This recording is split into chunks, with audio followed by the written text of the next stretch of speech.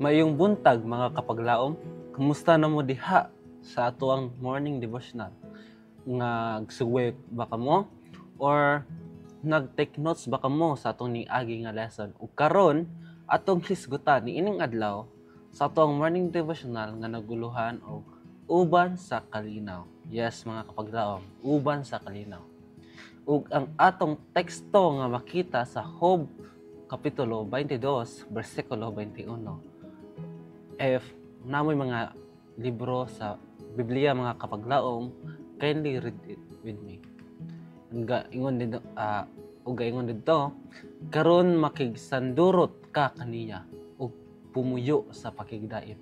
Kaysa ingon ni ana maayo ang mudangat kanimo. Yes. Misakay kami sa usa ka gamay nga barko nga maoy mudala kanang lata sa kadagatan padulong sa Denmark. Dinhi gihatagan kami og nindot nga kwarto. Din adunay duha ka mga lingkuranan ug ang maong kwarto gitabunan sa baga nga mga kortina. Mga kahimtang nga dili na unta kinahanglan alang sa usa ka adlaw nga paglawig sulod sa unom ka mga oras. Apan na usab ang among panghunahuna sa wala pa kami nakadungo sa pinakaunang oras malipayon. Kami nga nagbarog dito sa taas nga bahin sa barko.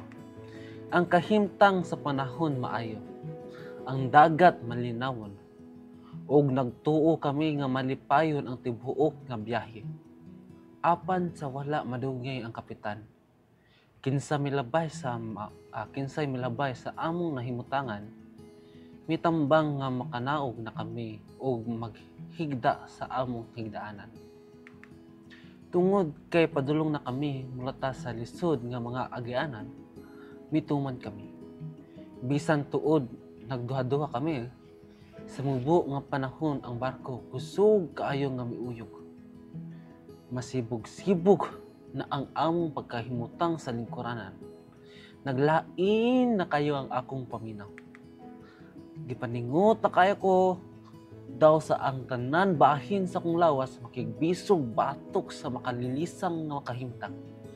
Ug dayon daw mamatay na ako sa pagsuka. Ang kamatayon daw sa duol na kaayo. Apan akong nabati nga mahimo ako nga makakupot.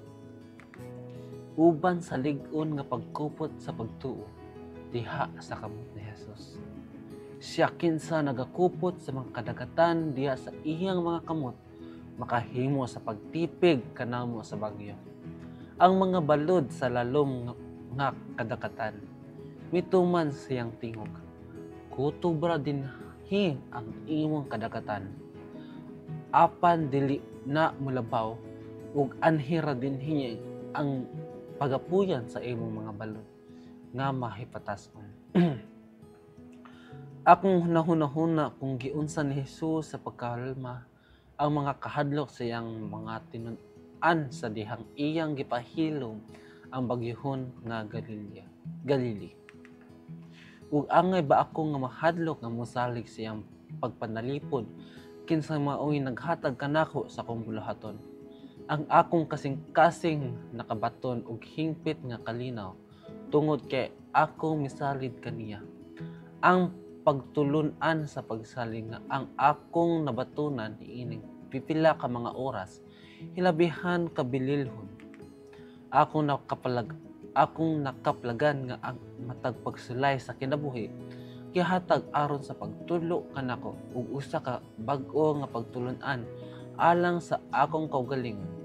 Pagsalig diha sa akong langitngon nga amahan, mahimo kita nga motuo nga ang Dios ana uban kanato sa tanang dapit.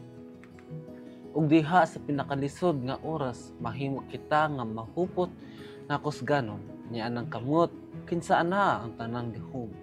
Mag-amputa mga kapaglaw. Heavenly Father who art in heaven, O God, we are praying and we are very blessed in this very morning. Thank you, Lord, for this wonderful lesson that you have given to us. Dear God, may you give us the peace that we needed in our life, even though there are so many obstacles, and we are praying that we can overcome our obstacle, dear Father, because we know we can overcome it with you, dear God. Please help us find the peace that we needed. Help us, dear Father, na